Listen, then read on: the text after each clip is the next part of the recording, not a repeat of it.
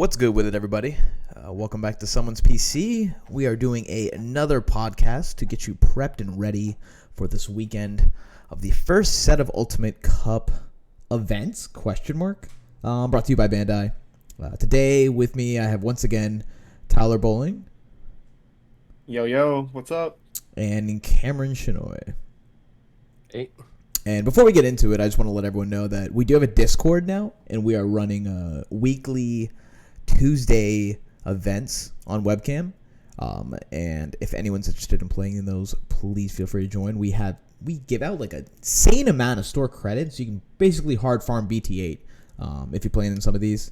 And we also have a pack per entry as well as a tournament pack if you finish in the top 16. So we really like to see you come and play if you have the time, as well as feel like just chilling in our Discord with us. We kind of keep it exactly like locals, where everyone's allowed to join other person's games, and it's just as long as they're not interrupting and stuff. But yeah, we try to have a pretty more chill vibes. But to get into the podcast portion of it, Ultimate Cup is this weekend, and man, I've honestly never felt more prepared for the event. So Cam, how are you feeling, man? I'm feeling the opposite, man. Really? I'm feeling the least prepared I've ever felt for an event, and I think it's just because I think this is the most dynamic format out of all of them. I feel like every other format, you're like, okay, these are the two best decks, and there's maybe like 3 or 4 other decks. Mm-hmm. And they're pretty clear lists that are going to be played. I don't know if people are going to actually pull the trigger on wacky lists, but I just feel like there's so many variations with hybrids and stuff. So, Gotcha. like, I don't know what I'm going to see, and if someone brings something that I haven't tested against, will I lose? Yeah. So we'll get into those wacky lists in a bit. But those top decks that you're thinking are like so clearly the top while being diverse. Do you think it's because like it's different than when we had Lord Nightmon and everyone was just trying to beat Lord Nightmon, and like you think that other people are playing blue, or playing decks just not only to beat blue, but because they like the deck itself, like they think it's probably stronger than blue? Is that like of your opinion? If I ask it weird, let me know. No, I just think like I think the decks are we've said this is like the most skill intensive format. So while blue is like the best deck, like it's not far and away the best deck. Where maybe like Lord Nightmon, it was, in past formats. So I feel like it's still close, and you can still lose with blue like a good amount. So. Gotcha. Yeah, no. Yeah, I'm party with that. Tyler, how are you feeling about the cup? Do you feel prepared? I think this is probably like your first time playing in a big online event, minus like one regional one time. Yeah, there was that one event that was supposed to be in person, and then it got switched to online, and we played in it. But I actually committed to other things whenever I found out it was going to be webcam. So I did the 3 rounds. I was 3-0, and then I just gave my opponent the wins, and I went and got pizza. So, so for this one, I'm definitely feeling prepared as far as like the amount of like time I put into testing against like a huge variety of decks, and just being able to kind of like iron out the list of what I feel like is the most consistent for a 9-round tournament. So I'm feeling pretty good about the cup overall. I don't think I have a lot of like really terrible matchups, I think, against like the general like board of what I plan on playing against or what I expect to see. I'm pretty confident with kind of like a game plan going into like each one of those decks, so I'm feeling pretty good. Yeah, I feel like with you playing Cherubi in particular, it's like it's not really on the onus of the opponent of like what they're bringing, but more so like the techs that you brought and how you're using them to like, kind of overwhelm them. Like I can't see other people playing like, oh, they're playing like Kendo and Trident in their list, and there's no more side deck anymore, and they're doing that for like the blue mirror, and you're like, oh, it doesn't really help against me, like all that off, like it's not stopping Cherubi madness. It's coming in either way, kind of thing. So like, yeah, I think that's why like over the past month when I've seen you like swap particular cards in and out, I was like, oh, like this is cool. Like I can see how you're like evolving from like 2 Sallys, 4 Sallys, Bushi count goes down, and like going from there, and then as well as like looking at other people playing purple eggs, and you're like, question mark? What's going on? Like that's just not it. And also, yeah, I think like with there not being a sideboard and with everyone like playing more swords, like having good answers for blue and maybe for like grind your matchups like yellow, I mean, there's not really like a lot that people are playing specifically for Cherubi. They're just like, well, I'm just gonna try to like outplay them and try to like like restrict as many resources as I can for them so they can't go off and like end the game essentially. So that's pretty comforting to know too. It's just like, all right, it's all on me making my deck as consistent as possible and not trying to like play around specific type cards or anything. Sweet. So getting into it, we're just gonna go deck by deck, and then kind of give it like our final thoughts of what we should be preparing for the cup. And as we go deck by deck, we'll like mention like different texts we've been seeing or think about including, and in particular lists that we've tested against or like thought of if we're going to play that variant of the deck. So we'll start things out with the obvious elephant in the room, which is blue hybrid. I personally like, I don't know, 4 or 5 rounds of blue hybrid at least. And those being teched for the mirror, if not copying pasting the DigiFest list or the Worlds list. I don't know. I feel like, honestly, it doesn't really change that much. It's like the Azulon count is the only thing I somewhat worry about, as well as like the Bayo count, or if they're playing Magna or not. So usually when you sit down across from like blue hybrid, are you expecting Magna? Or are you expecting like a higher, lower Azulon count? Like Cam, how do you usually go that? Not just testing against Albert in the same list that he's been using for the longest time. So I'm not expecting like 5 rounds of blue. I think I would expect the standard version kind of to be the most popular, but I do think Magna. I think we were watching like the locals on your stream, and the blue Magna version was like, oh, he popped off and then he like missed one piece, so he didn't win the game. But it looks like a high rolly version of like standard blue, just because Magna's so powerful.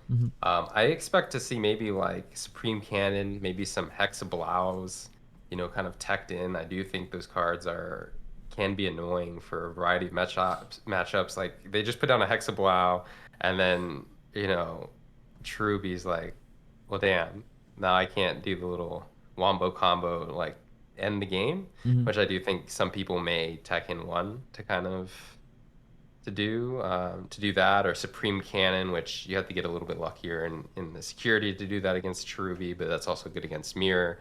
But I do think there's like some interesting stuff blue can do. Even play maybe like Bob. I don't know if that's actually good. Or Bond. Gabu Bond. Yeah. Not Bob, like the 2/2 Bond split I've seen in a few lists. Yeah. Yeah. So, no, I do think blue is pretty interesting, but I actually don't. I expect to maybe play like 2, 3. Really? That's wild. Because like every time I sit down and my opponent doesn't flip over a blue egg, I'm actually kind of surprised. Like at every locals, minus like particular players I know they're so dedicated to one color. I'm like, all right, I'm clearly just playing against whatever the new variation of like purple, yellow, like red, whatever they're into for the week. But all right, good take. Tyler, how you feeling about blue, man? I don't know. I actually think I'm gonna see less blue than I thought. Like maybe like towards the later rounds, I expect to see blue kind of pick up, but I think like in the earlier rounds, it's gonna be a lot more kind of like spread out between just like anything from like green hybrid, red hybrid, purple yellow, maybe some other Cherubies, purple rush. Like I kind of expect it to kind of spread out, and then like as the rounds go out, if I'm still kind of like going undefeated, like probably I would say like in like round 4 is when I start to expect to see like the blue matchup start to pick up from there, and then have to deal with all that madness, and particularly the blue stun list more than like the Koji list. I think the Koji was a little bit more like popular and people were able to kind of like side deck it in like those formats. I think in like in a side deck list format, people are just going to stick to what they feel is consistent, which is the standard like blue stun, but maybe with like a couple of Zulongs, and then either Supreme Cannon, Aqua Vipers, Tridents, like stuff like that help give them like a little bit of an edge against like other like mirrors or specific matchups. Yeah. Okay. Yeah. For me, as I said, I expect to play so much more blue than you guys are anticipating, but maybe that's just what I'm noticing online and how I expect people to covet at the end of the day and just pick a blue hybrid. Like they're like, well, I'm just gonna play the best blue list that my friend has because I'm not confident in like these 2 other decks that I'm playing. I think they're crazy enough to try and like play that many mirror matches with not enough experience behind it, which is the main reason I wouldn't touch blue at all. So that's pretty wild. Moving on to yellow, there's a bunch of different like yellow variants that have been popping up around different online events and different content creators. So I guess we'll start with the first one, and we'll obviously kick it right back to Cam. The pure yellow hybrid. How have you been feeling about it? And are you considering ever going back to purple again, or you're like, nah, this is clearly superior in so many ways? No, I'm not going back to purple. I don't know if it's superior, but I just don't see myself going back. I've actually even considered like cutting more purple stuff and like only playing Really? cards and maybe go to like 4 Purge Shine over Shores. Okay. Um, and I don't know. It's just a very it's just a very thoughtless deck. I just go up into my Serafi and I swing for a couple of checks, and then if I hit some tamers, I'm like, damn. But a good amount of the times I don't. I'm like, cool, I'll keep swinging.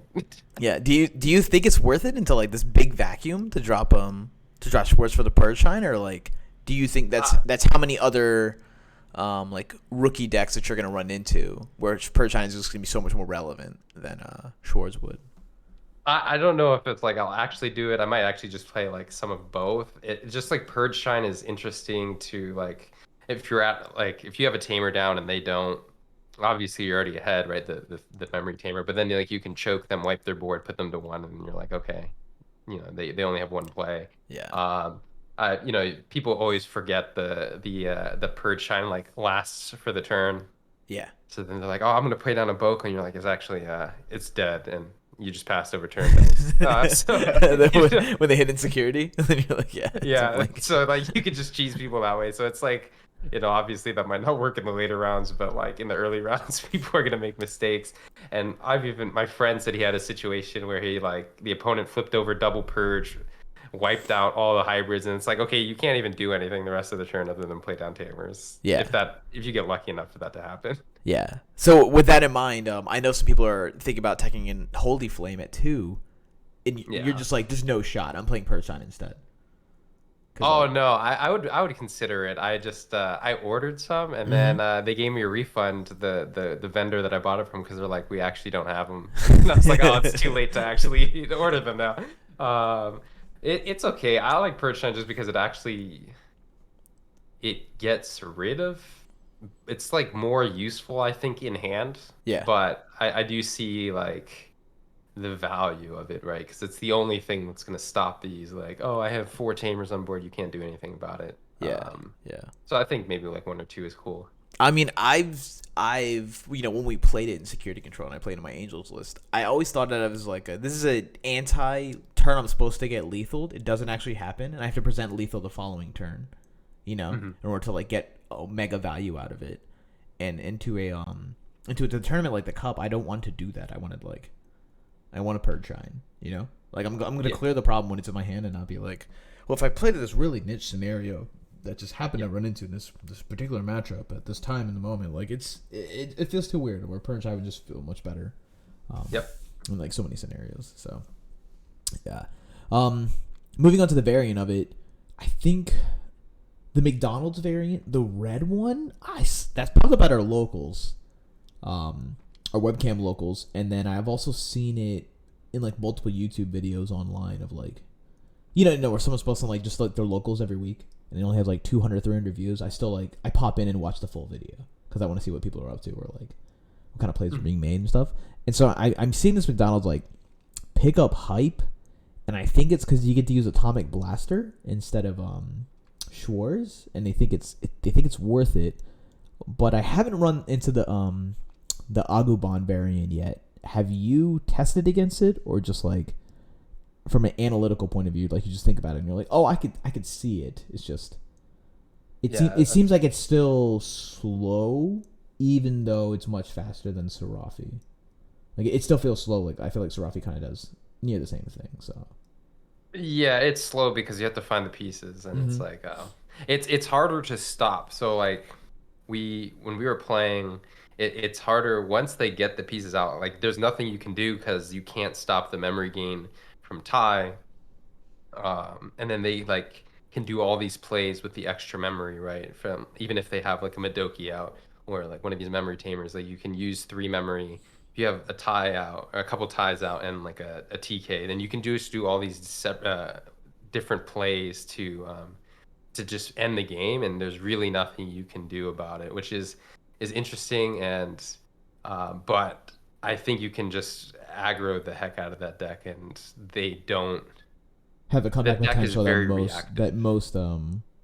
most yellow lists do have. Like they always have like Jet Sylphie into Seraphimon plays, but this is just Uh-huh. like, oh, instead of having those cards, they had red, or like instead of having Yeah, cards to go get these cards, they have red, right? And so it's and on turn one, we were like, okay, so like you're probably not going to see the Agumon, right? Like you have 4 of, and then there's no other rookies, and then you're just like, okay, so the only thing I can do on turn one is play a tamer. And if, there's a good chance you have one tamer, but like there's some turns where you're like, oh, I don't have a tamer. Well, uh, pass because I can't do it's anything. so bad. You're just like, oh, I just have a bunch of removal and tamers and hybrids, and like if I don't have the tamer, I'm kind of doing nothing. Yeah, So, but Atomic Blaster is kind of annoying. It like the 5 memory cost is only 1 memory less, but then you're like, oh, I just got rid of like card's all correct. your Card is all correct. your blue So good. rookies, and all your shenanigans. So it Yeah, is a good card. they get to pop the Tommy line and a Starabi single card, and you're like, yeah, Yep. it's pretty good.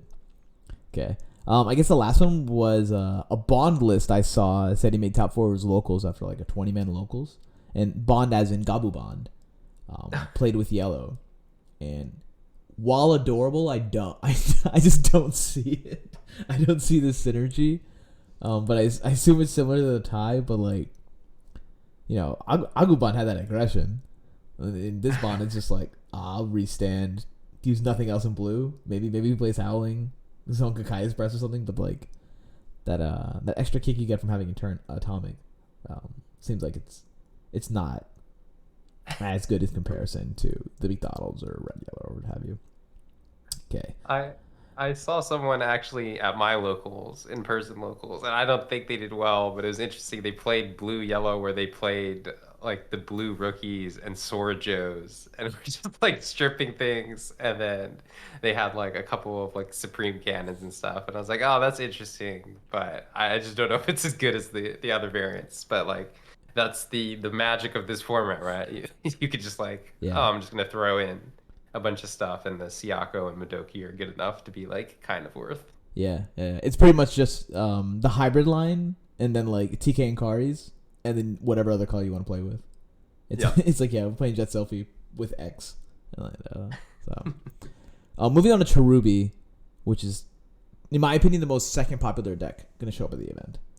And I'm not sure if you guys agree or not, but yeah, I think tons of people are on the Cherubi hype, which is, I don't know, kind of fine to me. I think it's just, I couldn't pilot it correctly because I don't know when to use my retaliators, but luckily Tyler does, and you've had tons of experience with this list and this deck in particular. So, how are you feeling about Cherubi's position for the cup, and do you think other people will be playing it, or like as gung ho on it as like you are? And what have you been discovering over the past couple weeks as we've evolved from podcast to podcast with the list and how Cherubi's positioned for the tournament? Yeah, I mean, I think Cherubi's like in a really solid spot. I know I mentioned it earlier, but I do think Cherubi doesn't have like a lot of really awful matchups outside of like maybe red or something that can like get on the aggressive as like fast as red. I think you do have an awkward time against green if you just start too slow.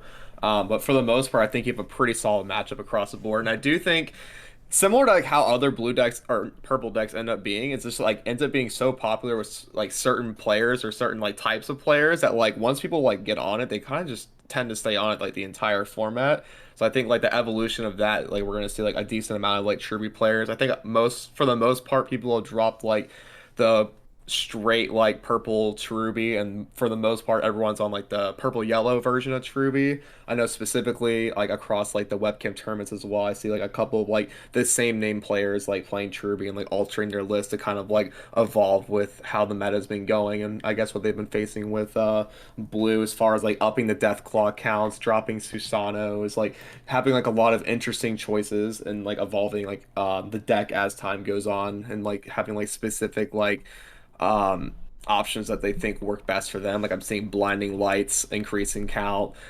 reinforced memories going in and out of lists and stuff like that. So um, I think for the most part, I mean, it does well against like off meta type decks, like weird awkward decks that like try to go wide or do like other plays like that, like Jesmon when they're like playing their searchers like a bunch trying to like find pieces or anything like that. Like you have an answer to dealing with wide boards.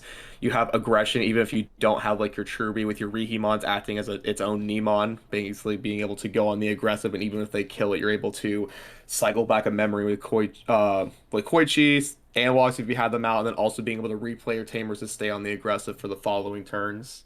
I think just the deck has a lot going for it as far as like consistency goes and being able to like handle turns even if you're missing pieces or missing certain parts of like certain lines like during your turns and it's also just like really awkward to like play against and like know like if you like haven't played against a Truby deck. I mean there's like a lot of people that like accidentally like play into the Truby game plan because they just don't know like what the deck can do in one turn with like Mhm. a blinding light play or like a Boko play into like being able to line up and Truby someone with just two memory. So it's like, yeah, I think it's in a really good spot. We're probably going to see a decent amount of it. I would agree. It's probably going to be like the second, maybe like third highest represented deck besides Blue Hybrid. Yeah. In terms of like your tech that's evolved over like the past month and Blue performing so well and everything, um, is there anything that you'd say is like after all this testing, this is my like must have count of a particular like tech card or like I wouldn't play this deck without playing this like I know you love Force Sally, so it's like I would never Right. go lower than Force Sally, or it's like how's the Deathclaw count, and like how are you feeling about cards as a like Lucimon or like the Chaos mode or anything like that? Or you're just like don't touch Chaos mode at all, and like you're iffy on Lucy. Yeah, Lucy without a sideboard, I ended up taking Lucy out, and it just seemed fine. Like I'm not really afraid of like too many like super aggressive decks where I feel like I'm gonna need like the immediate recovery or like the grind game where I need the immediate recovery from Lucamon. I feel like for the most part, like decks I can like if I am going to get to the point where I'm like, oh, I can like Truby back out of Salamon and recover that way, I'll likely in the same turn Trubimon out, kill it, and then just get enough Bushies and Bokos to end the game in that turn anyway. So I feel like I don't need the recovery in that sense, outside of like seeing like a couple of Salamons throughout like the early mid game if they do go on the aggressive early to get me to that like Truby point in the game. That's why I don't think it's like less than four Salamon. But my Deathclaw count, I would say is like a must at four just to be able to consistently like control the pace of the game in the early game against not just blue and being able to like play around Soraja, but just against like the general like metagame itself of people being like, oh, like I'm a little bit afraid like to go into my five too early if I don't have my six because I don't want to get Schwartz, and then they're playing right into your four Deathclaw count. So I think the four Deathclaw has been cracked, and it's been like my like I cannot touch this ratio now that it's at four. Yeah, yeah. In most of our testing games, I did feel that pressure of like, well, if I swing in here too early and get Schwartz, I'm gonna lose my board. I don't really like that, and then I can't like not make a hybrid because I need to start cycling. And then while I'm doing that, I'm losing a tamer if he has Deathclaw, and I'm like, all right, I'm just gonna pass it to you, and you have the Deathclaw. I guess we're just gonna sit here and bear witness to it. That kind of like thing. I think it happened a lot in our scenarios. Okay, so yeah, definitely looks like, in my opinion, Truby's positioned to do extremely well at this event. I guess the last question is: do you plan on keeping and reinforcing, or Uh, are as a lady like this week of testing? How you been feeling about it? I really like the reinforcing as far as like the value it offers. I've gotten like a lot of t turns where I'm just like, all right, I just want to like play a tamer or not play out a Digimon against like green, against blue, like playing around Sorgio. I'm like, all right, I just need like to basically go on another turn, and then I can just have a big pop off turn the next turn. I think reinforce like creates like everything you're looking for in those specific turns for like giving you an explosive turn next turn, and also just being able to get like a efficient play going off that isn't going to give your opponent resources with like Sora Joes, like green trample and other value like cards like that. So I definitely do like the reinforce in that aspect, and also if they hit it out of security at an unexpected turn, then it can just completely swing the game in your favor.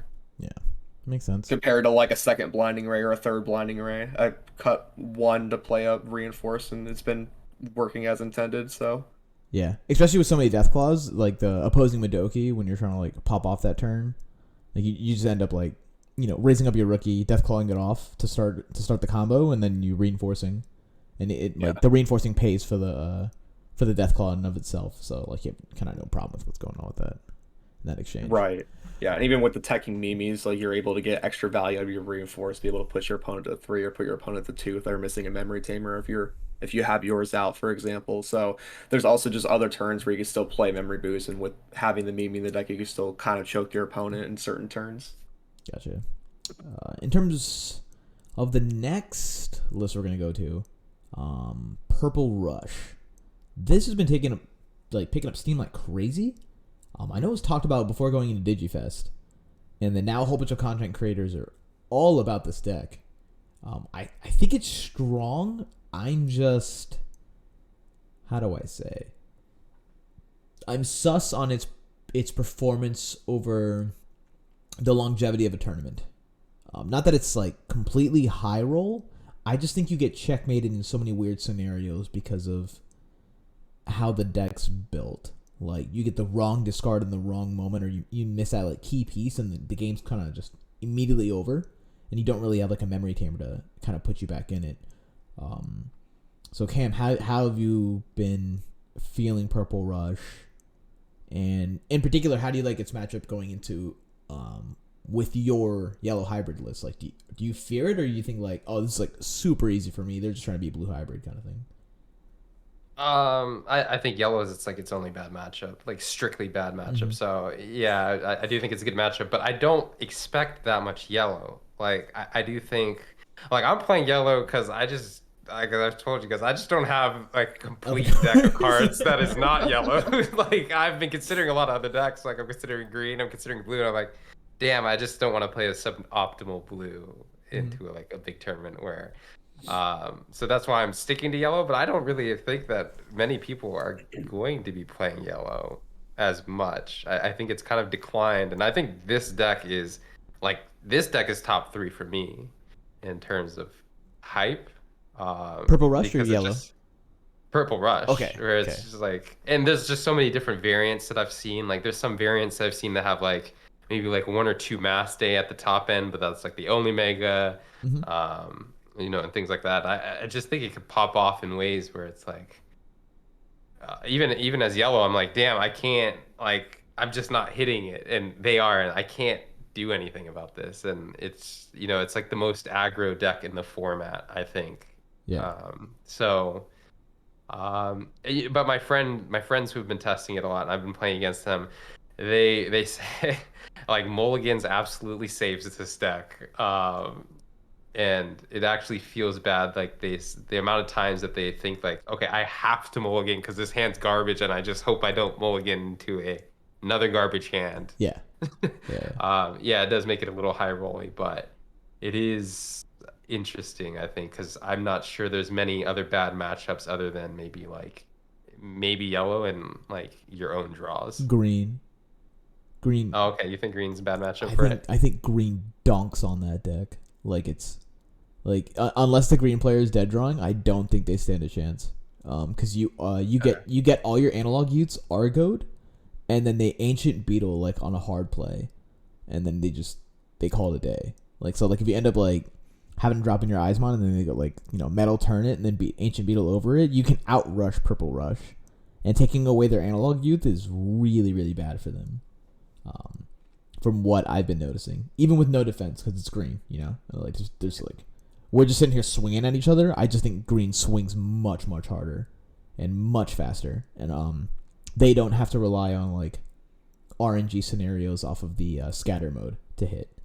That's why I think I personally like the green matchup. Maybe I haven't played against a super good Purple Rush player yet, but I just don't feel like I'm on the back foot at any point during the games. So I think the one thing is like, green is probably harder to play, yeah. like into other matchups, right? Like, we'll get into that in a little bit. We're almost at that point. Put my level 2 down. I'm gonna swing and hopefully I die. And that's like their biggest question. Here's the discard on deletion. No, and then they like hit a JP and they're like, "Wow, I guess you got it, man." Because you hit one of your 10 tamers. Damn, sucks. Tyler, how you Like, feeling about purple, man? Yeah, I mean, I think I agree that it's going to be like the second, like it's basically fighting for Cherubi for being like the top like two like most popular decks at the tournament. I think between this and Cherubi, like there's gonna be like just a lot of like purple outside of like um with Purple Rush too, there's also like just so many different variants. I think everyone has like kind of like one that they prefer. There's like the Massmon Rush, there's straight just purple Cerberus Rush that Tessera's been playing a lot. There's the like traditional like Lilith Loop style Purple Rush, which all of it's just Eismon Turbo to Mm-hmm. some extent anyway. hmm. So yeah, I mean I think the deck is solid. Mulligan's definitely saved the deck because there's definitely some hands that I've been testing it recently of just being like, there's no way. Like I absolutely need an like inherit like rookie opener with like an analog maybe or having like a death claw. It's like you definitely are looking for like very specific openers and Mulligan's help save it. And then Mm-hmm. if you like it can go downhill so fast. I kind of agree that it is a little bit more high roll. Like if you're swinging like your first scatter mode in, you hit like a JP or hit like a tamer in general, then it's just like, all right, am I really gonna like potentially like Death Claw for no value to guarantee my like scatter mode, or do I just let them like just strip and stun everything? Like there's like so many ways that it can like kind of like go wrong or kind of like go downhill if like things just don't go your way, the draws don't happen in the way that you need them to, and um, with that being said, I mean, I still think the deck is really solid, and we're going to see like good performances out of it. I think between like the top 16 lists, like after everything's said and done, it's going to be like a good mix of like blue and then different variations of like purple, yellow, Cherubi, and then purple rush decks. Yeah. I honestly visualize the deck as like a deck with absolutely no armor and just goes fast, and then it's like vulnerable as hell, right? And that's like pretty much how I see it. And it's strong and like can perform well if it's that person's day in like a tournament. Um, but it's a lot more consistent than other decks that play in a similar style. Let's say like Jesmon, which is like pure aggro, where I feel like you get more done with Purple Rush, and you get it done faster and like faster than blue, like Hmm. other hybrid decks can keep up. So There's yeah, a version my friend is playing where his top, because like we said, the top end package is different, changes. Yeah, right? yeah, from list to Yeah, it list. changes like that. You're just playing the scatter mode stuff, and he's playing Dead or Alive and both Lucimons. Mm-hmm. So Yep. you have like the removal, the tamer removal, and then the recovery, which is kind of interesting and can be quite annoying. I think it's actually he was saying Dead or Alive is the best security check in the game, which I don't know if it's that That's good, a but that's a it's reach, but that might be a reach, but it is. I think it's actually pretty good. yeah, It yeah. is a pretty solid check. Oh, I don't think it's better than Sora Joe, Izzy Mimi, or Tommy Davis. or Hammer Spark Ice Wall. It's But top yeah, third. It's like top third car security Yeah. check in the game, not top. Okay, okay. Um, I guess this is going to be the most popular green list in my opinion, and that's still Christmas.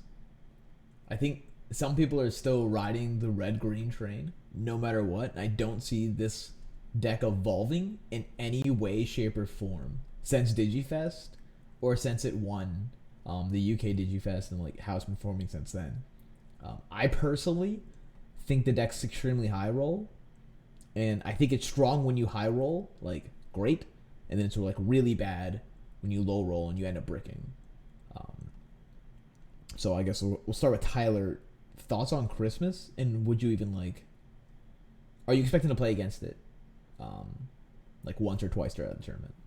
Oh yeah, I'm definitely expecting to play against like a few Christmas lists in there, and I do agree that it's going to be like the more popular like green deck out there, and yeah, I mean I feel like it definitely has a little bit of consistency issues on its own, and it also has the big problem with like without sideboard, like the deck's like an open book. Like we already know like what the deck's gonna do. Like there's no tricks to the deck. There's no like surprises. There's no like, oh, are they playing this tech card? It's like, all right, well, yeah, they're just gonna be playing, like the Atomic Infernos, like their green package, like they're gonna be playing their Guilmons to get consistent draw. Like it, you already know like what the deck's gonna do and like what the ceiling is. So it's like really easy. Like if you had like good games into the deck already and kind of like have a game plan going into it, that you're not gonna really be caught off guard. Like just kind of like if they high roll or not, or if you're able to kind of like execute your plan the way you need to. And yeah, I think that's pretty much all it's gonna come down to. So it's.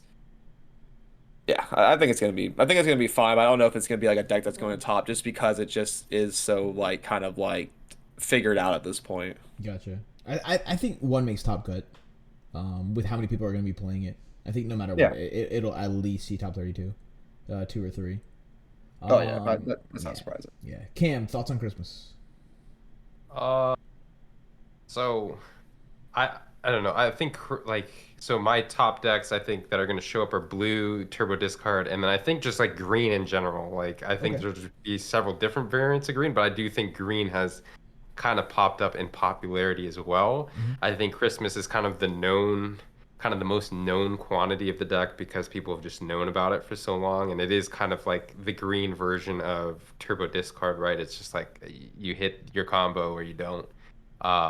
But I think it has the highest ceiling, but maybe the lowest floor of all the green decks. I think like straight green and blue green are better, and I wouldn't actually like game to game, and I actually wouldn't be surprised to just see like quite a bit of green Hmm.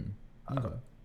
because it's been popping up at my locals, and I know like in my in-person locals, and then like in our someone's PC locals, like you've been sharing your list, and so maybe I'm just seeing like my Yeah, vision is you're skewed skewed. like 50-person radius Yeah, of from like what distant you're getting. radius, like there's a lot of green, Yeah, but yeah, I do think it's like it's getting a popularity. pretty, Hmm. yeah, I do think it's gaining popularity. It's just like an overall color.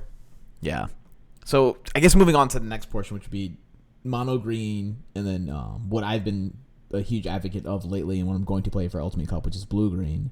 Um, I don't know. I think mono green's super strong, and I think I'm having different results than every single person I know, minus Anthony Irvine and his blue green testing in terms of their green testing.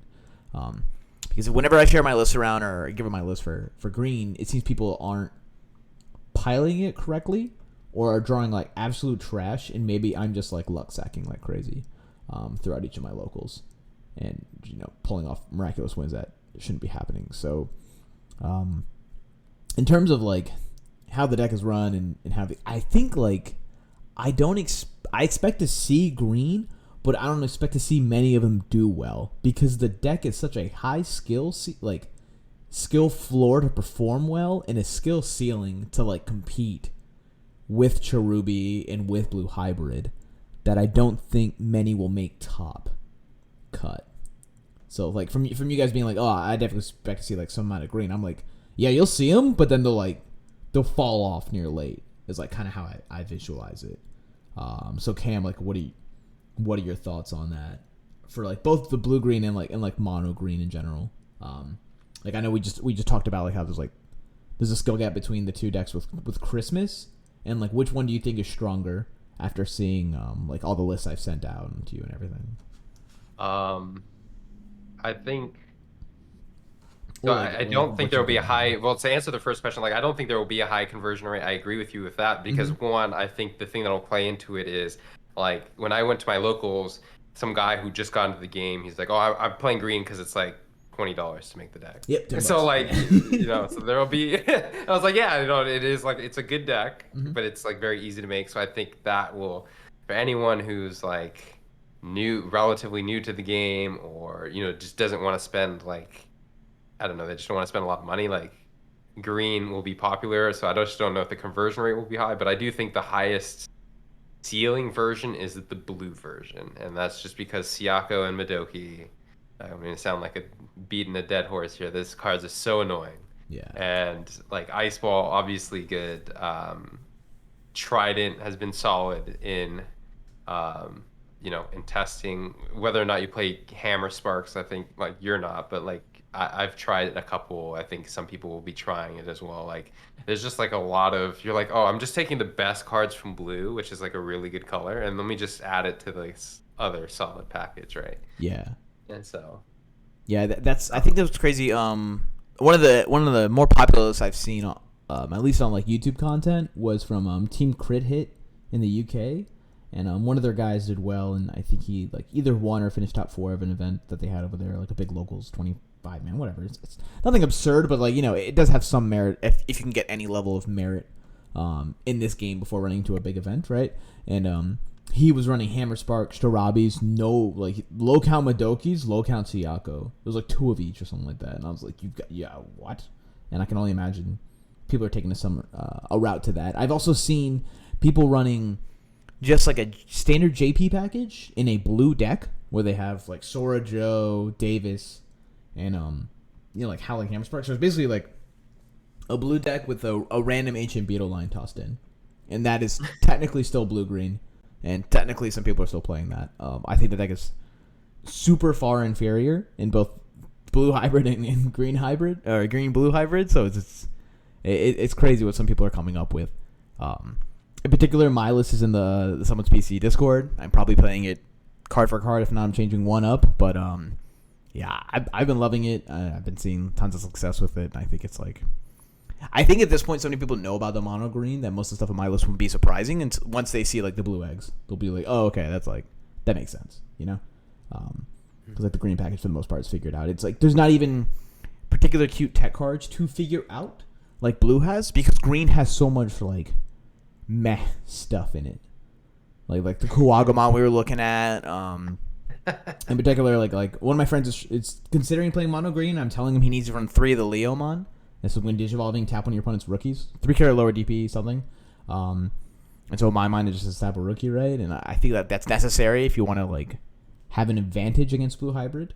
Because if they do go, like, a double Siyako opening, you want to be able to Leomon, beat one Siyako, and then, metal the other one and trying to compete that way. So, yeah, I think green was unexplored. Most of the, like, hot tech for it is like out there in the community now, and I still think most players don't have a solid grasp on how to pilot the list, and it doesn't have enough output to be like the way the deck flows. It's not very obvious you're misplaying when you're losing games with it, in comparison to other decks. Like, oh, I should have discarded this here and done that there. It's like the way green kind of feels is you feel like you always need to get the trash of the Pierce, and you always want to like make this big level 6 that controls the board and like garbage like that, and most of the time that is not a route to success against some of the top decks in the format, and those being like Cherubi, blue, or like yellow. I guess red Christmas, that's kind of how the matchup goes. You're just swinging at each other like a bunch of Nimrods. So, yeah. Final thoughts on green? Do you expect to... I mean, everyone kept saying they're like... It's like 3rd most played. How many green decks do you think is making top 16, Tyler? Maybe 1, if I had to guess. Like maybe like 1, 2. No more than 2, I would say. Yeah. Hopefully me. Hopefully I'm that. Hopefully I'm that guy. Yeah. Cam. I think it'll be the 2nd most represented color behind blue. Okay. Top 16. That makes top? Yes. You think its conversion rate's gonna be that good? I just think I think it'll be the 2nd most played color behind blue. Okay, but not like top 16. Yeah, I just think it'll be like blue. There'll just be so many. Like I just feel like okay, that, wow, yeah. Like maybe not as many as blue, but I just think like that. I would not be surprised if that's the 2nd most represented color in top 16 at all. Like I do think like the ceiling on that deck. There are people like I don't know if a lot of people know how to play it, but the people who know how to play it are gonna like crush you. And I don't know. I just maybe I just respect green too much, but yeah. I think and I think part of it is like the reason people don't know how to play it is because this community isn't open to coaching and doesn't have much content. Like the content seems very lackluster in terms of learning. Yeah. So, hey, if you want to learn green, go hit up Russell. Yeah. I think I can teach everyone a few things about green. Just like, to pack on with that, I think we're not giving.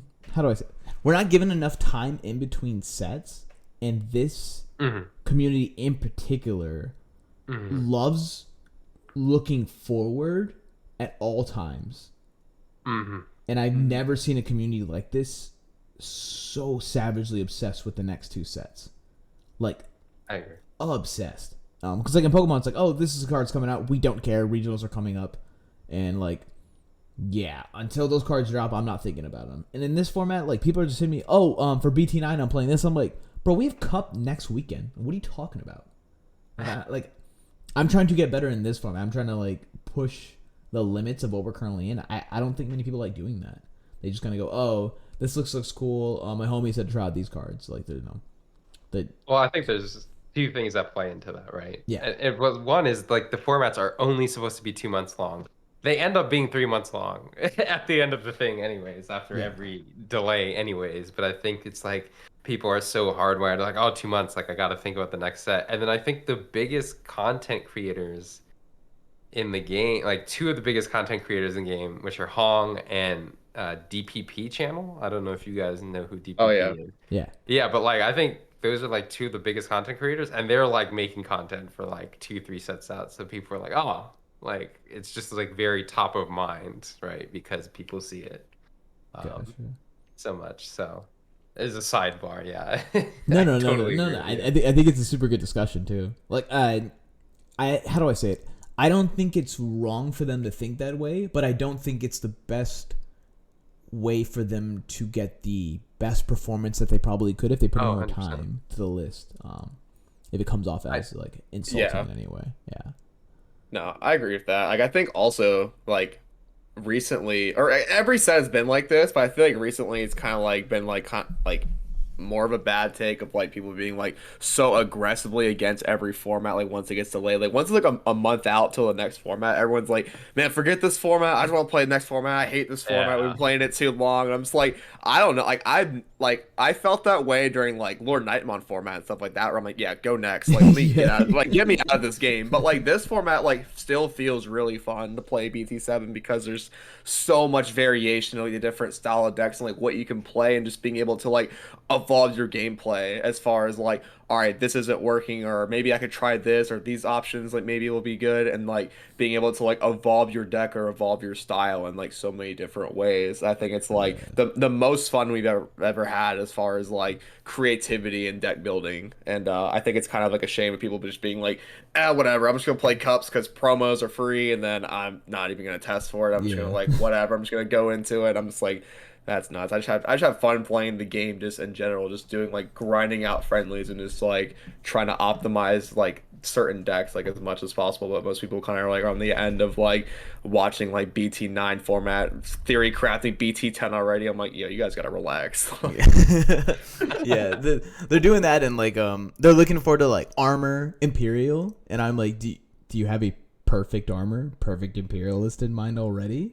Because like you're giving the Ultimate Cup no thought, and it has all those cards you want, like very expensive versions of it, are versions of like regionals. So I don't know. It's intriguing to me that people acting like and think the way they do. I haven't seen it before, even in Yu-Gi-Oh. Like I think that's the saddest part about this game is like I really enjoy rogues, and literally like there's only been like twice rogues have ever like come out of nowhere and done well at events, and they ended up winning the event. It was like black twice, and I think it was like BT5 with like Diaboro and I don't know this whatever other black deck that I forget who did it, and those are like the only times that like rogue decks did well. And then I just feel like no one really experiments, and like everyone like just gives up on formats, like we said, and it's like so sad. I feel like yeah. They get caught up in like the latest and greatest. And so that's why I think everyone's gonna get lost in the sauce. And when BT8 drops and we don't have Mastamon, we don't have starter decks yet, right? And they're gonna be like, all right, I guess I'm playing like Imperial or Armor, and I'm like, well, you have some time to like think of other decks. But then as soon as Mastamon drops, there's now 12 different variations you can play of that. And I mean, are you just copying and pasting your friends like one? And I guess that's up to us as content creators to make our content, push it out, and be like, oh, here's what's working for me. All right, cool, like yay, fun times. But all right, moving on to the final deck that we have for discussion, which is Antibody. Super lost hype over the last couple weeks, in my opinion. And I think it's just because, it doesn't beat blue. It can't beat Tommy out of security. It's frustrating to watch such a fun, cool rogue deck that's about to be $2,000 in BT9 go out the way it does. So Tyler, what are your thoughts on Antibody and would you, if you were a pure black player, go black at all times, would you even pick this up for the cup, or you'd be like, nah, I'm playing something else? Oh, absolutely. If there was no purple color in this game, I would probably be playing black, and I would definitely just ride or die out X Antibody. This format. I don't think the deck itself. I feel like it's just like a more, what is it? A more consistent, more kind of like getting value out of like your cards version of Jesmon. I think you're able to do more and able to kind of like close out games a little bit more consistently with X Antibody, while also just getting like a lot of utility out of your cards. I think the problem with them is just like there aren't that many, like if there are as many like X Antibody people or people that are just like standing black the way people do purple, I think like there would be so many like crazy like variations of X Antibody, like different like black tech cards and different stuff like that. Like the most I've seen people kind of develop the deck is going into like playing Zort defeats and playing Omni X, and being able to did against us at our locals, yeah.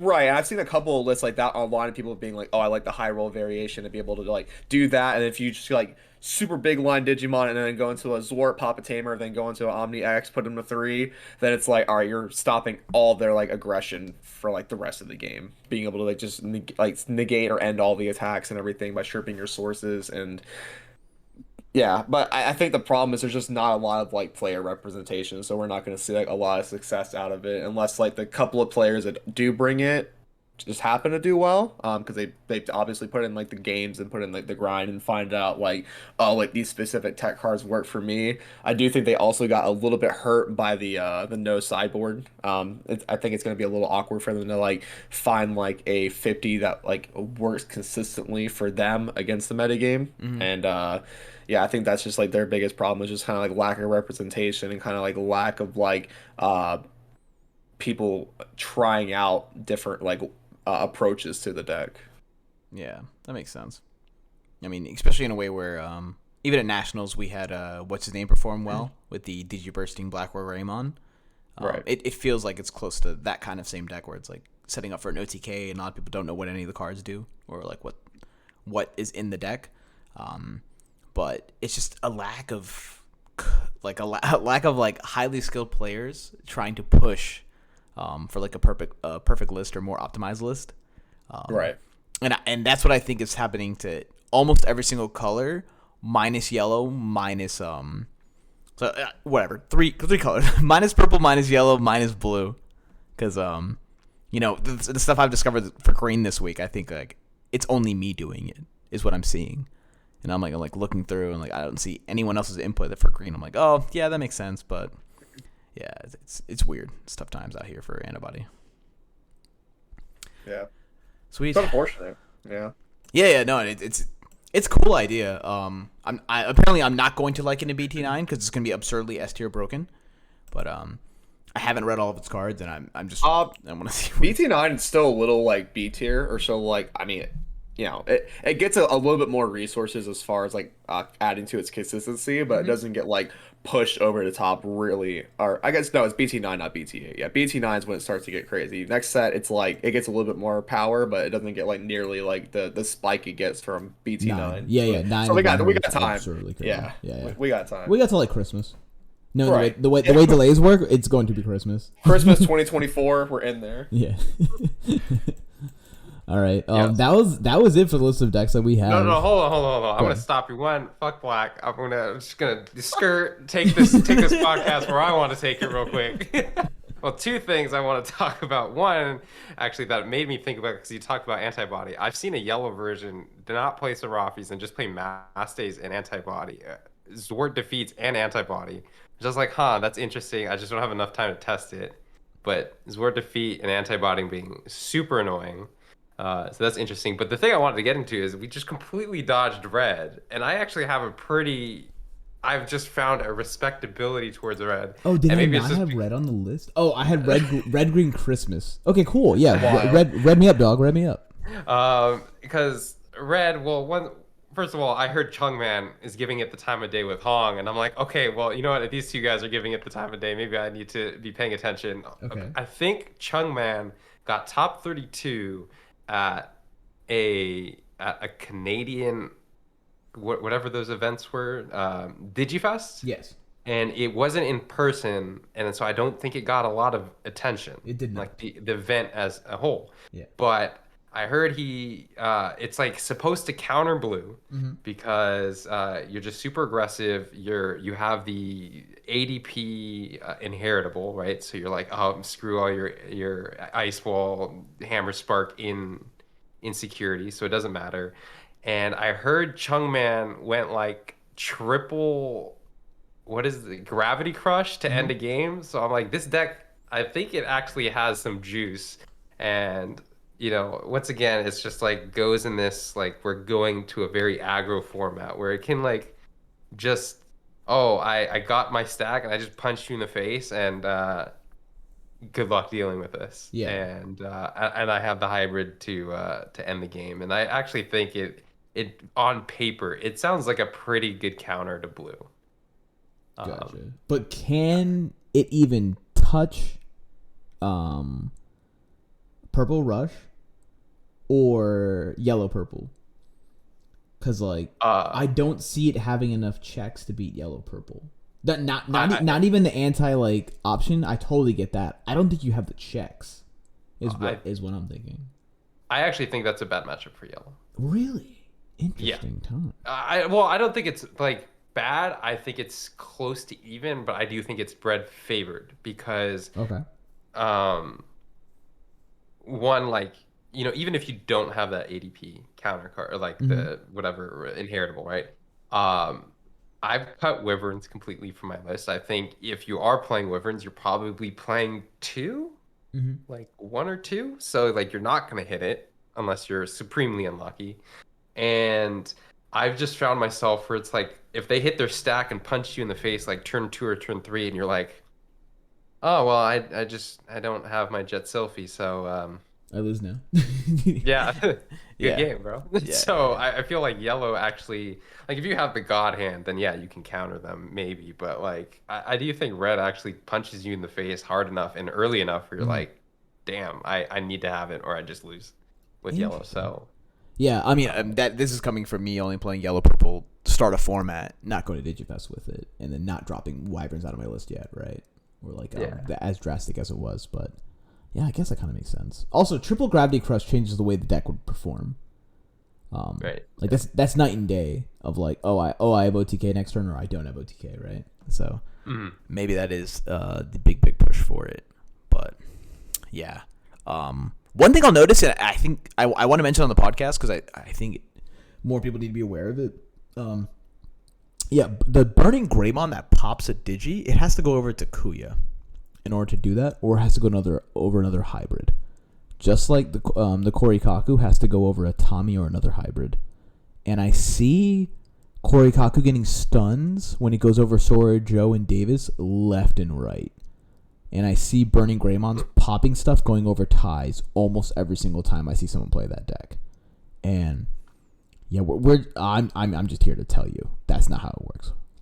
Tell your opponent how to read their cards, or if they try to do it against you, just be aware of the situation. I honestly don't even think that they're like trying to cheat or manipulate the situation. They just don't read the card, and like like think it actually does that.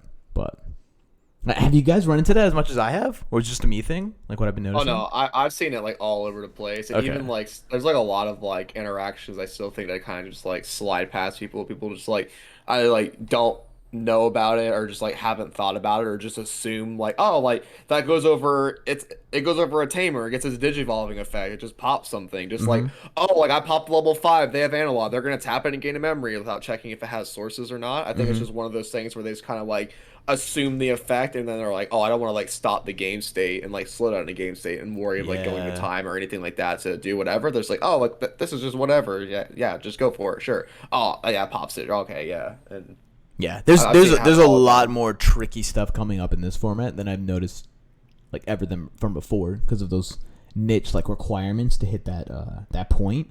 And I can't tell you how many times I've had to remind my opponent that Metal Kabuteru doesn't turn, unless it goes over JP or another hybrid.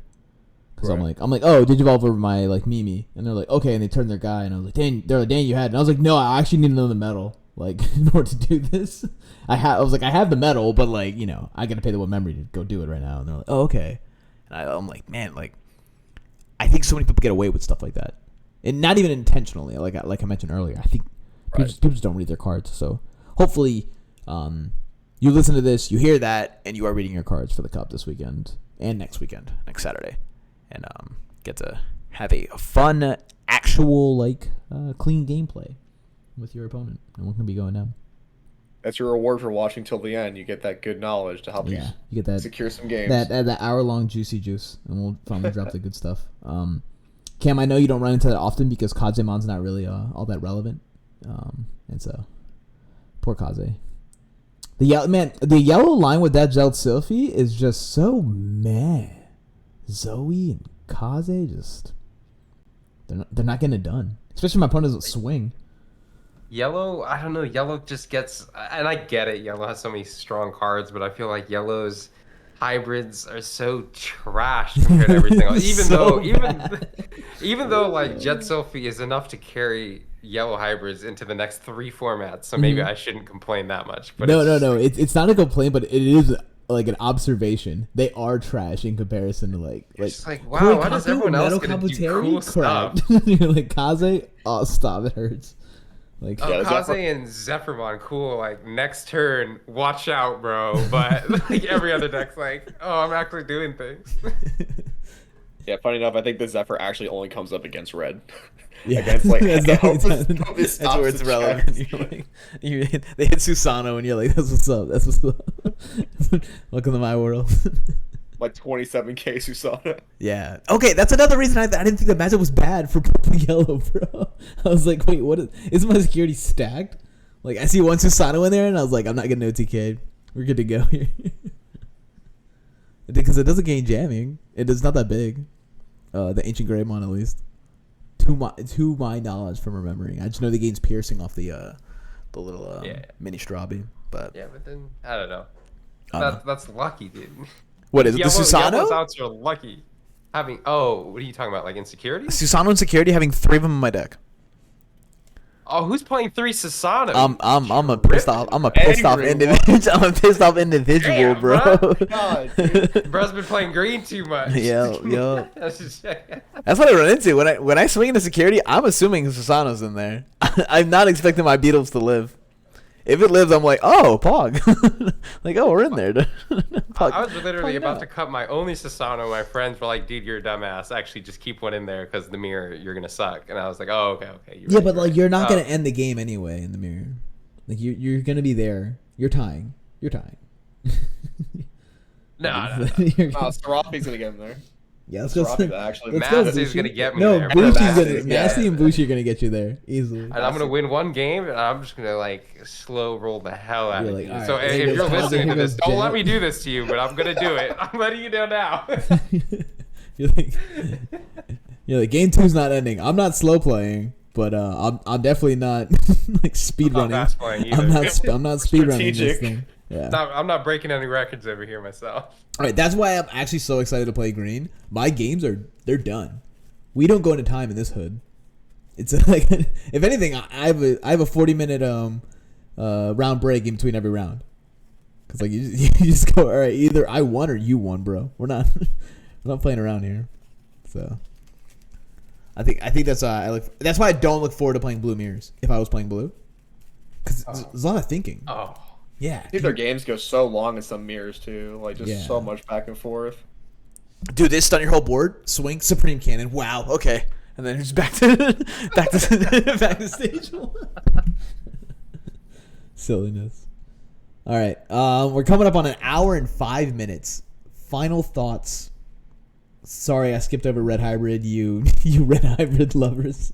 You guys ride or die red, and you don't even get better in the next 2 sets. I feel so bad. until Jessamon and Shout. Was it not Shout? The card I never Ragnarlord. That gets better, right? Well, shout. Well, yeah. Yeah. I mean, they get that. They get that really cool promo card from Digimon Survive. Yeah. But that doesn't do anything. It's a nice looking. No. I think purple is gonna be hype. I think top players are gonna be playing it, and I think they're just gonna be like Same. I think the same top players who are playing Lilith are going to play Purple Rush this weekend. Yep. Yeah. Okay. Yep. All right, we're sharing that same mindset. Well, I'm gonna turn off their analog boys. Call it a day. Let's go Argo. Let's go Argo. Argo will be like, yeah, it's tap and stay tapped. I'm never swinging with this card. Go ahead. Like it's not happening. You have a tech to draw into your Argos and draw a lot of cards, but like if you don't have that and you don't hit your Argo, they're just gonna. Yeah, I mean, I will say discovering that tech this week was just absurd. Are we gonna reveal it for the people that stayed? Yeah, like, no, I mean, this long? everyone's allowed to like just come to the podcast already. I mean, I'm running triple Izzy, the what is it? BT1. It says look at the top. If you have a level 5 or higher green Digimon on your board, look at the top card of your deck. If it's a Digimon, add it to your hand. It doesn't say color. It doesn't say it has to be green Digimon. It says Digimon. And so I get to draw my Bokos, my Madokis, my Siakos, and man, it makes the deck feel smooth. And push those Siakos out with your Mimi, and you're like, bet, go deal with this. Second game when I was playing it against Tyler, he's running Cherubi. I threw down Argo on board, and then I was like, I have lethal if this Izzy hits a rookie, and I tapped it, showed him a Doki, threw it on top of my rookie, and then threw it over my egg, drew a card, and then we were like, "That's card's cracked." It's cracked. The Argo walk into having a Mimi and an Izzy, just being like, "All right, I'm gonna tap my Izzy, like search for my pieces, hatch egg, go blue, put up a floodgate, like deal with this board with no tamers." I'm just like, "Oh my god!" Yeah, I ran out of eggs by turn 7. Like if I open Mimi with the Izzy, I was pretty much out of eggs by like 7-8 turns into the game. It was legit crazy. And there's also a game when I had double Izzy on board and I kind of drew everything in my deck. You go like Boko, you put him to the bottom, you see him again. I did that and then resaw everything I resaw. Like I went through it, ended with like 5 cards in deck, and I was like, I still haven't gotten to Argo, because I kept missing it with Boko, and so I think that's the only thing I'm going to discipline myself for this weekend, which is when I use Boko to remember the order at which I place the cards, and so I know when I'm going to see them again, and that's why I run different art styles for the cards that are able to have different art, the full art JPs, the full art this, like the pre-release that one. I will remember which ones they are and which one I haven't seen, right? So like if I have double Argo on my deck and one of them's pre-release and I remember showing the pre-release one to the bottom and I see the other Argo in my hand, I'm like, okay, the pre-release is still on the way. Or if I see another one like I put, full art JP on the bottom of the stack that I'm setting to the bottom, and I do another 5 scry, and I saw my pre-release and I put that one on top. I'm like, okay, now I know that JP's on the bottom and red underneath it is Argo. So if I see this full art JP, I'm going to grab it. And like next card is going to be Argo, and there's no ifs, ands, or buts, and I better just Digivolve or scry with Izzy for it. So fun times. There's a lot of thinking with this stupid deck. It's actually kind of annoying. And it's like it feels like it feels like I could just play blue, think this much, and get so much more success in easier ways. But like greens feel so fun to play. It's got like little random locks and Nidhogg's and stuff, madness. So yeah. Anyone have anything else?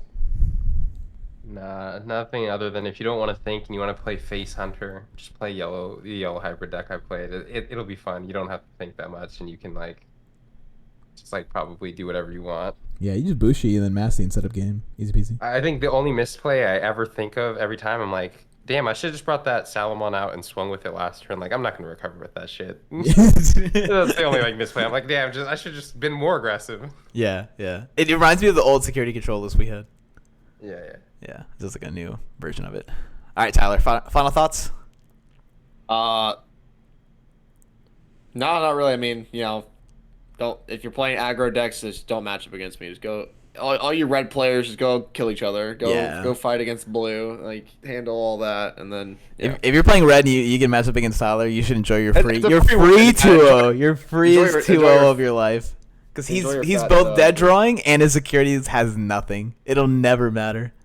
Bro, you saw the game yesterday where one of our homies he had a flame on out at like turn 2.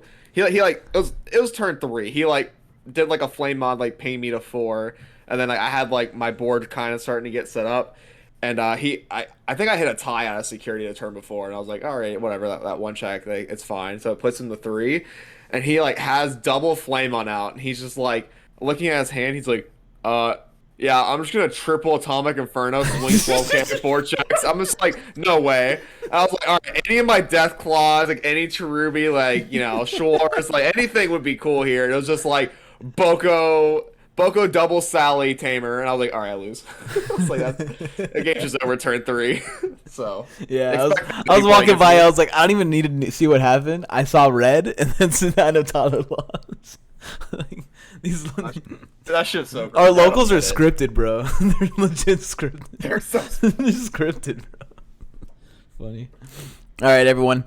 Please join the Someone's PC Discord. Even if you don't want to play in the webcam locals, please play in the webcam locals.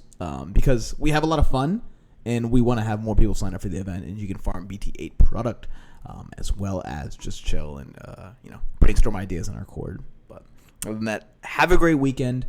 Good luck at the Ultimate Cups. Don't cheat. Eat. Have some food right next to you. I don't know. Go buy some M&Ms. Go like order some G Fuel. Just go crazy with it. Do what you gotta do. Also, one love. Thank you for listening, and we'll catch y'all next time.